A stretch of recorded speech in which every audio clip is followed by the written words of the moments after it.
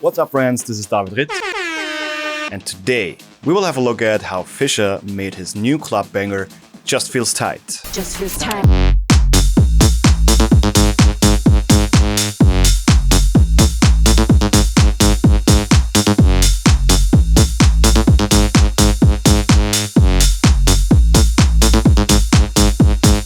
This song is incredibly simple. I only have 4 tracks here. 2 drum tracks, 1 kick, 1 bass and 1 lead. And that's all there is to it for this drop. But as I say so often, simple is really good, but simple can also be boring. So you have to find a way to keep it simple, but still make it interesting. And this is what I think good music is really doing. What's very interesting right off the bat with this drop is, as you know, in house music, you usually have kicks on the on beat on 1, 2, 3, and 4. But in this case, the kick pattern varies a little bit. So every now and then, you also have a kick hitting on an off beat. Sounds like this.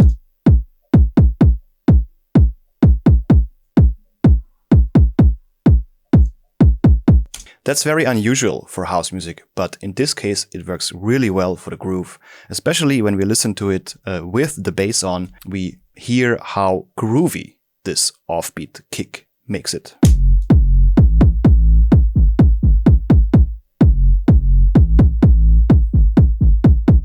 But more on that later. Let's have a look at the lead sound first.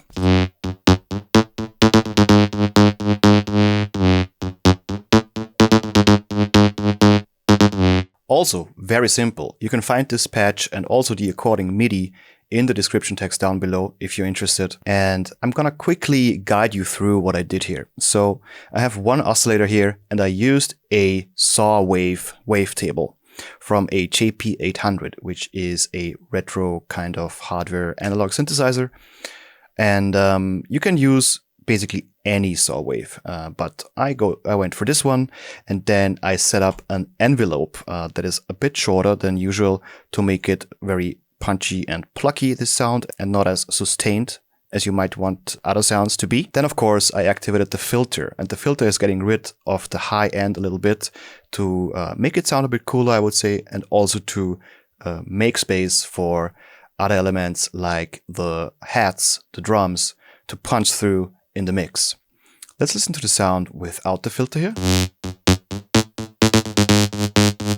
And with the filter.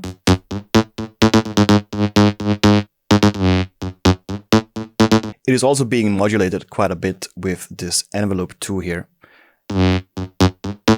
In the effects section, I have put on distortion, also being modulated, the drive knob here with the envelope, a little bit of chorus and some multiband compression also modulated. For the additional effects here in the effect chain, I used a bunch of distortion from different plugins. For example, RC20, the tube pair here, Decapitator from Soundtoys, a little bit more distortion, and FabFilter Saturn, even more distortion. It's very useful to use different distortion plugins on one sound because every kind of distortion plugin has a unique kind of sound and is touching individual frequencies that are different to other plugins. So most of the sound design work in this sound comes in the settings of these different distortion plugins. Let's have a listen to this sound without all the distortion.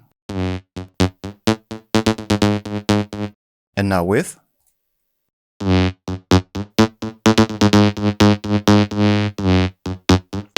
Just overall better, I would say.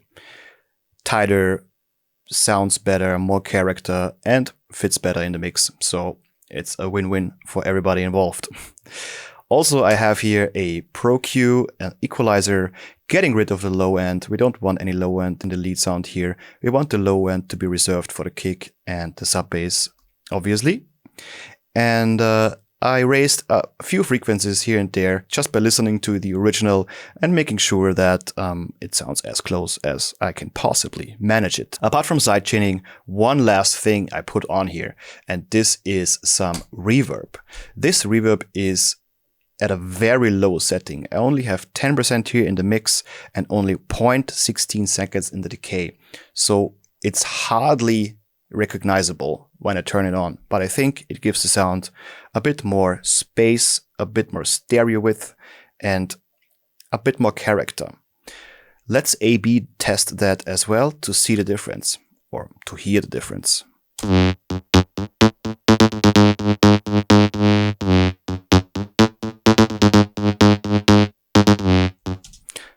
Very subtle, but very important, I think. The bass sounds like this.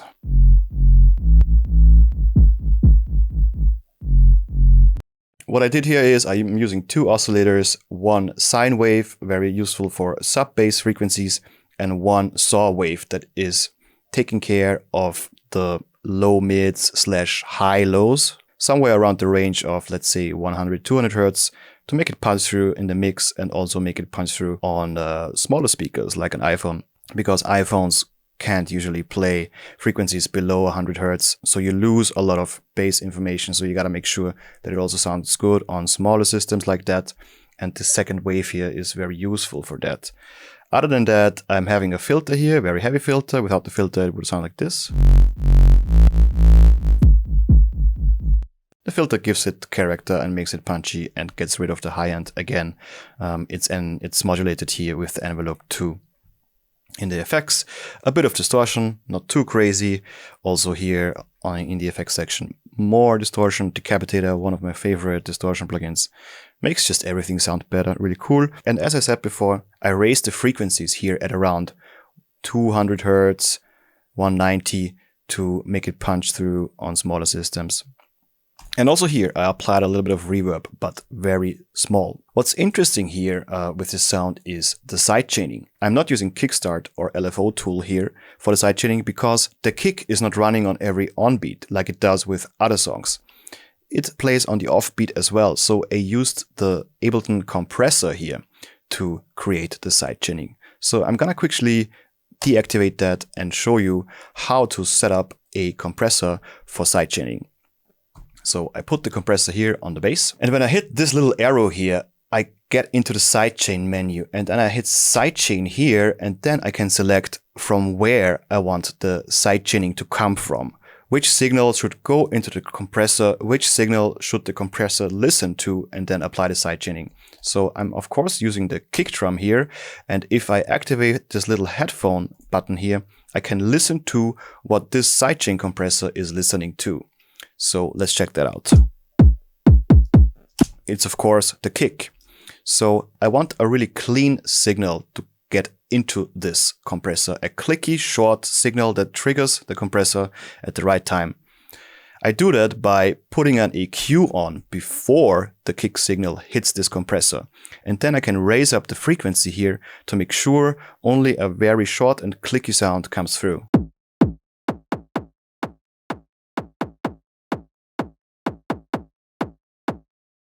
Now I can turn off this headphone icon again, and then I put the ratio on infinite, the knee to 0, and then I can reduce the threshold here and start seeing gain reduction here, GR, happening.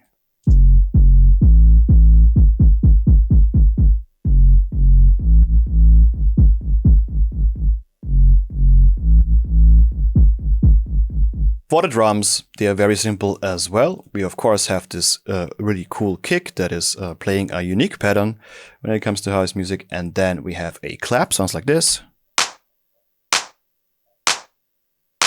Very classic clap. And two types of cymbals, hi-hats and a ride cymbal, sounds like this. On the offbeats together, it sounds like this.